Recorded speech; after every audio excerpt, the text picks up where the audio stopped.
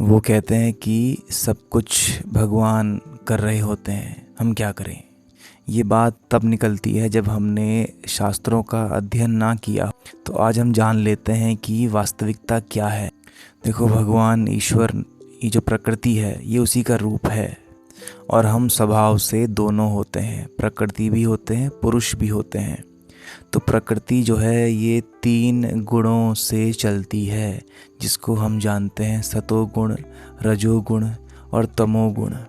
और वही इन 3 गुणों की जो रिफ्लेक्शन है वो है ब्रह्मा विष्णु महेश के रूप में।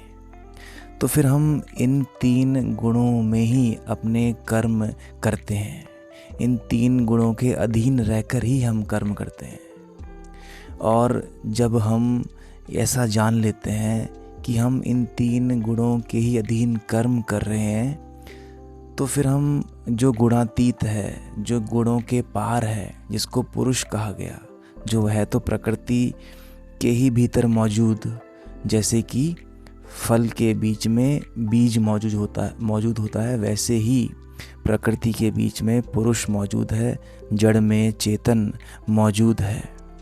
तो हम ये ना कहें कि सब कुछ भगवान कर रहे हैं।